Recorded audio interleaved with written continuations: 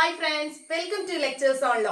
Offences against human ബോഡിയാണ് നമ്മൾ നോക്കിക്കൊണ്ടിരുന്നത്. അപ്പൊ ഹ്യൂമൻ ബോഡിയുടെ ഫസ്റ്റ് ക്ലാസ് നമ്മൾ മർഡറും കൾപ്പബിൾ ഹോമിസൈഡും ഡെത്ത് ബൈ നെഗ്ലിജൻസും ഡൗറി ഡെത്തും ഒക്കെ ഉള്ളത് നമ്മൾ കഴിഞ്ഞ ക്ലാസ്സിൽ എടുത്തിരുന്നു. ആ വീഡിയോ കണ്ടിട്ടില്ലാത്തവര് അത് പോയി കണ്ടിട്ട് വരിക. അതിനുശേഷം നമ്മൾ നെക്സ്റ്റ് അടുത്ത ബോഡിക്ക് എഗൻസ്റ്റ് ആയിട്ടുള്ള ഒഫൻസ് ആണ് നോക്കുന്നത്. രണ്ട് ടൈപ്പായിട്ട് നമ്മൾ ഒന്നിച്ചങ്ങ് നോക്കുകയാണ്. ഹേർട്ടും ഗ്രീവിയസ് ഹേർട്ടും ഇത് ഒന്നിച്ചാണ് നമ്മൾ പഠിക്കുന്നത്. ഇതിന്റെ വ്യത്യാസം എന്താണ്, ഹേർട്ടിന്റെയും ഗ്രീവിയസ് ഹേർട്ടിന്റെയും വ്യത്യാസം എന്താ, ഇത് എങ്ങനെയാണ് ഇതിന് രണ്ടിനെയും വ്യത്യസ്തമാക്കുന്നത് എന്നാണ് നമ്മൾ പഠിക്കുന്നത്. അപ്പൊ ഹേർട്ടിനെ കുറിച്ച് പറയുന്നത് സെക്ഷൻ 390 ഹേർട്ട് എന്ന് പറഞ്ഞാൽ നമുക്ക് എന്താ, നമ്മൾ ഒരാൾക്ക് ഒരു മുറിവ് ഉണ്ടാക്കി, ഒരു ഹേർട്ട് ഉണ്ടാക്കി എന്നൊക്കെ പറയില്ല. അപ്പൊ 390 ഹേർട്ടിനെ കുറിച്ച് പറയുന്നത്. ഹേർട്ട് എന്ന് പറഞ്ഞാൽ ഈ മൂന്ന് വാക്ക് ഓർത്തിരിക്കുക. എന്തെങ്കിലും ഒരു ബോഡിലി ആയിട്ട് ഒരു ഇഞ്ചുറി ഉണ്ടാക്കി, ബോഡിയിൽ ഒരു ഇഞ്ചുറി ഉണ്ടാക്കി, അല്ലെങ്കിൽ ഒരു ഡിസീസ് ഉണ്ടാക്കി, അതല്ല എങ്കിൽ ഒരു ഇൻഫോമിറ്റി, അതായത് ഒരു ഹെൽത്ത് ഇഷ്യൂ ഉണ്ടാക്കി. അപ്പൊ നമുക്ക് എന്തെങ്കിലും ഒരു ഹെൽത്ത് ഇഷ്യൂ, ഇൻഫോമിറ്റിയോ അല്ലെങ്കിൽ ഒരു ഡിസീസോ, അങ്ങനെ ഒരു ഡിസീസോ അല്ലെങ്കിൽ ഒരു ബോഡിലി ആയിട്ടുള്ള ഒരു ഇഞ്ചുറിയോ കോസ് ചെയ്തിട്ടുണ്ട് എങ്കിൽ സെക്ഷൻ 13 പ്രകാരം അത് ഹേർട്ട് ആണ്. സെക്ഷൻ 13 ഹേർട്ടിനെ കുറിച്ച് പറയുന്നത്. ഇനി അടുത്തത് സെക്ഷൻ 323 അപ്പൊ ഹേർട്ട് എന്ന് പറയുമ്പോൾ ഈ മൂന്ന് വേർഡ്സ് ഓർത്തിരിക്കുക. ബോഡിലി ഇഞ്ചുറി, ഡിസീസ് അല്ലെങ്കിൽ ഇൻഫോമിറ്റി ആണ് ഒരു പേഴ്സൺ മറ്റൊരു പേഴ്സണ് കോസ് ചെയ്യുന്നതെങ്കിൽ അവിടെ അയാൾ എന്ത് കോസ് ചെയ്തു എന്നാ പറയണേ, എന്ത് കാരണമാക്കി ഹേർട്ട് കോസ് ചെയ്തു എന്നാണ് പറയുന്നത്. ഇനി അടുത്ത് നമ്മൾ നോക്കുന്നത് 323 വോളണ്ടറി കോസിങ് ഹേർട്ടിനെ കുറിച്ചാണ് പറയുന്നത്. വോളണ്ടറി കോസിങ് ഹേർട്ട് എന്ന് പറഞ്ഞാൽ എന്താ, വോളണ്ടറി എന്ന് പറഞ്ഞാൽ നമ്മൾ സ്വയമേ, അതായത് സ്വമനസാലെ നമ്മൾ തന്നെ മനഃപൂർവ്വം ഒരു വ്യക്തിക്ക് ഹേർട്ട് കോസ് ചെയ്തു. അതായത് ബോഡി ഇഞ്ചുറിയോ ഡിസീസോ ഇൻഫോമിറ്റിയോ നമ്മൾ വോളണ്ടറി ആയിട്ട് ഒരു പേഴ്സണ് കോസ് ചെയ്താൽ സെക്ഷൻ 323 പ്രകാരം അതിന്റെ പണിഷ്മെന്റ് പറയുന്നത് 1 year ഇംപ്രസൺമെന്റ് ആണ് കിട്ടുന്നത്. 1 വർഷം ഇംപ്രസൺമെന്റ്, തടവ് ശിക്ഷയാണ് വോളണ്ടറി ആയിട്ട് നമ്മൾ ഹേർട്ട് ഒരു വ്യക്തിക്ക് കോസ് ചെയ്താൽ കിട്ടുന്ന പണിഷ്മെന്റ്. ഇനി 334 പറയുന്നത് ഹേർട്ട് ഓൺ പ്രൊവോക്കേഷൻ, അതായത് പ്രകോപിപ്പിക്കുന്നത് വഴി, ആരെങ്കിലും പെട്ടെന്നുണ്ടായ ഒരു പ്രകോപനം വഴിയായിട്ടാണ് നമ്മൾ ഒരാൾക്ക് ഹേർട്ട് കോസ് ചെയ്ത്, അതായത് ബോഡിലി ഇഞ്ചുറിയോ ഡിസീസോ ഇൻഫോമിറ്റിയോ നമ്മൾ ഒരാൾക്ക് കോസ് ചെയ്ത് പെട്ടെന്നുണ്ടായ പ്രകോപനം വഴിയായിട്ടാണ്, പ്രൊവോക്കേഷൻ വഴിയാണെങ്കിൽ ഈ വോളണ്ടറി കോസിങ് ഹേർട്ട്, മനഃപൂർവ്വം കോസ് ചെയ്യുന്ന ഹേർട്ടിന്റെ അത്രയും പണിഷ്മെന്റ് പ്രകോപനം വഴിയായി കോസ് ചെയ്യുന്നതിന് ഉണ്ടാവില്ല, അതിന് കുറവായിരിക്കും. അപ്പൊ അതിന്റെ പണിഷ്മെന്റ് കുറച്ച് ലെസർ ആണ്. അതിന് കിട്ടുന്ന പണിഷ്മെന്റ് എത്രയാണ്, മാക്സിമം 1 month ഇംപ്രസൺമെന്റ് ആണ് കിട്ടുന്നത്. കാരണം പ്രകോപനത്തിന്റെ പുറത്താണ് നമ്മൾ അങ്ങനെ ഹേർട്ട് കോസ് ചെയ്തത്. ഇനി അടുത്തതാണ് നമ്മൾ നോക്കുന്നത് ഒഫൻസസ് അഗൈൻസ്റ്റ് ഹ്യൂമൻ ബോഡിയിൽ ഗ്രീവിയസ് ഹേർട്ട്. ഇത് ഹേർട്ട്, ഇത് ഗ്രീവിയസ് ഹേർട്ട്. ഗ്രീവിയസ് എന്ന് ഉദ്ദേശിക്കുന്നത് തന്നെ സീരിയസ് ആയിട്ടുള്ള, അപ്പൊ കുറച്ച് സീരിയസ് ആയിട്ടുള്ള ഹേർട്ട്. അതിൽ ഏതൊക്കെയാണ് ഈ സീരിയസ് ആയിട്ടുള്ള ഹേർട്ടിൽ വരുന്നത്? ഒന്ന് ഇമാസ്കുലേഷൻ, നമ്മളിപ്പോ തളർത്തി കിടക്കുക അല്ലെങ്കിൽ കോമസ്റ്റേക്കിലാക്കുക, അങ്ങനെയൊക്കെ സിറ്റുവേഷൻ ഇല്ലേ, അപ്പൊ അത് ഇമാസ്കുലേഷനില്ല. പിന്നെ അടുത്തത് പെർമനന്റ്, ഈ പോയിന്റ്സ് പഠിക്കണം. അടുത്ത permanent privation of sight of either eye, നമ്മുടെ രണ്ട് കണ്ണുകളിൽ ഏതെങ്കിലും ഒരു കണ്ണിന്റെ കാഴ്ച പെർമനന്റ് ആയിട്ട് നഷ്ടപ്പെടുത്തി. അതല്ല എങ്കിൽ രണ്ട് ചെവികളിൽ permanent privation of the sight of hearing of either ear, നമ്മുടെ രണ്ട് ചെവികളിൽ ഏതെങ്കിലും ഒരു ചെവിയുടെ, രണ്ട് ചെവിയുടെ ആണെങ്കിലും കുഴപ്പമില്ല, ഏതെങ്കിലും ഒരു ചെവിയുടെ കേൾവി ശക്തി പെർമനന്റ് ആയിട്ട് പൂർണ്ണമായിട്ടും നഷ്ടപ്പെടുത്തി. ഇനി അതല്ലെങ്കിൽ privation of any member of joint, അതായത് നമ്മുടെ ഏതെങ്കിലും മെമ്പേഴ്സിന്റെ അല്ലെങ്കിൽ എന്തെങ്കിലും ജോയിന്റുകളുടെയൊക്കെ ആ ഒരു പ്രിവേഷൻ സംഭവിച്ചു, അതിന്റെയൊക്കെ നഷ്ടപ്പെടുത്തലുകൾ സംഭവിച്ചു. അല്ലെങ്കിൽ destruction of permanent impairing of powers of any joint or member, നമ്മുടെ ഏതെങ്കിലും ജോയിന്റുകളുടെ പവേഴ്സ്, കാരണം അതിന്റെ ഫങ്ഷൻസ്, അതിന്റെ പ്രവർത്തനം നഷ്ടപ്പെടുത്തി, അതിന് പ്രവർത്തിക്കാത്ത രീതിയിൽ ആക്കി.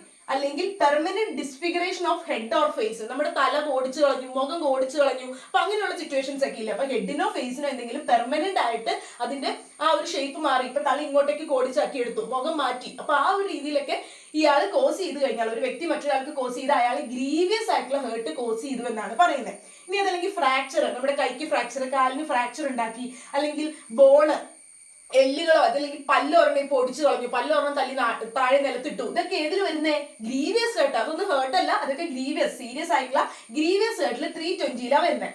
ഇനി ഗ്രീവിയസ് ഹേർട്ടില് പണിഷ്മെന്റ് പറയുന്നത്, നമ്മൾ വോളണ്ടറി, മനഃപൂർവ്വമാണ് ഒരു വ്യക്തി ഗ്രീവിയസ് ആയിട്ടുള്ള ഹേർട്ട്, വോളണ്ടറി ആണ് ഗ്രീവിയസ് ഹേർട്ട് കോസ് ചെയ്യുന്നതെങ്കിൽ, കാരണമാക്കുന്നതെങ്കിൽ 7 വർഷം വരെ ഇംപ്രസൺമെന്റ്, 7 വർഷം വരെ തടവ് ശിക്ഷയും ഫൈനും കിട്ടാം.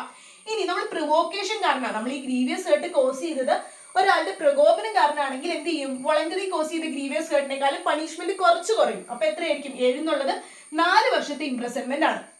ഇനി 336 പറയുന്നത്, സെക്ഷൻ ഓർത്തില്ലേലും കുഴപ്പമില്ല, ഇങ്ങനെ ജസ്റ്റ് പണിഷ്മെന്റ് ഒക്കെ ഓർത്താൽ മതി. ഇനി എക്സ്പ്ലോസീവ് ആയിട്ടുള്ള സാധനങ്ങൾ വെച്ച്, അതായത് ഇപ്പൊ നമ്മൾ തീ വെച്ചിട്ടോ അല്ലെങ്കിൽ ഇപ്പൊ എന്തെങ്കിലും ഫയർ ഉപയോഗിച്ചോ അല്ലെങ്കിൽ ഗൺ ഉപയോഗിച്ചോ, അങ്ങനെ എക്സ്പ്ലോസീവ് ആയിട്ടുള്ള സബ്സ്റ്റൻസോ ഹീറ്റഡ് ആയിട്ടുള്ള എന്തെങ്കിലും പ്രോഡക്റ്റ് സബ്സ്റ്റൻസ് ഉപയോഗിച്ചുകൊണ്ടോ അല്ലെങ്കിൽ ആനിമലിന്റെ സഹായത്തിന്റെ, മൃഗങ്ങളുടെ സഹായത്തോടു കൂടിയോ നമ്മളൊരു ഗ്രീവിയസ് ആയിട്ടുള്ള ഒരു ഹേർട്ട് ഒരു വ്യക്തിക്ക്, അതായത് ഈ പറഞ്ഞ കാര്യങ്ങൾ ഏതെങ്കിലും ഒരു വ്യക്തിക്ക് കോസ് ചെയ്യുക, കാരണമാക്കുകയാണ് എങ്കിൽ അതിന്റെ പണിഷ്മെന്റ് എങ്ങനെയാ? Imprisonment for life. Life imprisonment, ബോംബൊക്കെ ഉപയോഗിച്ചൊക്കെ നമ്മൾ ചെയ്യുന്നതെങ്കിൽ അതൊക്കെ എന്തായിരിക്കും? ലൈഫ് ഇംപ്രസൺമെന്റ് വരെയും കിട്ടാവുന്ന കുറ്റമാണ്. അതല്ല എങ്കിലോ 10 വർഷം വരെ തടവ്. ഒന്നുമില്ല ജീവപര്യന്തം കിട്ടാം, അതല്ലെങ്കിൽ 10 വർഷം വരെ തടവ് കിട്ടാം, ഫൈനും ഉണ്ട്.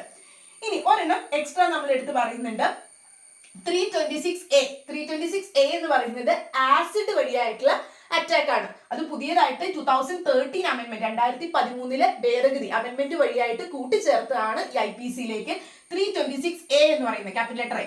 കണ്ടോ, ആ സെക്ഷൻ ചോദിക്കാറുണ്ട്. 326A എന്ന് പറഞ്ഞാൽ ബൈ ആസിഡ് വഴിയായിട്ട്, അതായത് ആസിഡ് ഉപയോഗിച്ചുകൊണ്ട് എന്തെങ്കിലും അറ്റാക്ക് ചെയ്യുകയോ അല്ലെങ്കിൽ ആസിഡ് ഉപയോഗിച്ച് ത്രോ ചെയ്യുകയോ ഒക്കെ ചെയ്യുകയാണ് എങ്കിൽ അതിന്റെ പണിഷ്മെന്റ് എന്ന് പറയുന്നത് 10 years ആണ് ഏറ്റവും കുറഞ്ഞത് കൊടുക്കുന്നത്. അതായത് മിനിമം 10 years ഇംപ്രസൺമെന്റ് അതിന് കൊടുക്കണം, അതിൽ കുറഞ്ഞല്ല കൊടുക്കുന്നത്.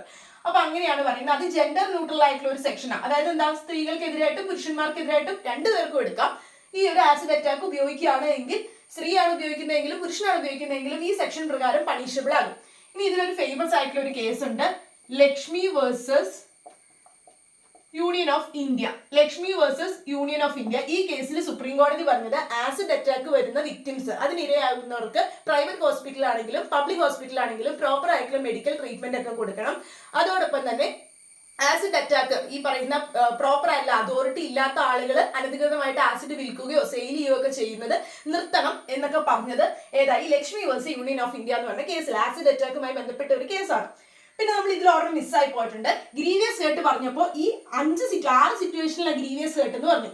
ഒരെണ്ണം കൂടി ഉണ്ട്, ഹേർട്ട്. അതായത് നമ്മൾ നേരത്തെ പറഞ്ഞ ഹേർട്ട് ഇല്ലേ, ഹേർട്ട് എന്ന് പറഞ്ഞാൽ എന്താ? ബോഡിയിൽ ഇഞ്ചുറിയോ ഡിസീസോ ഇൻഫോർമിറ്റി ഉണ്ടാക്കുന്നതിനാണ് ഹേർട്ട് എന്ന് പറയുന്നത്.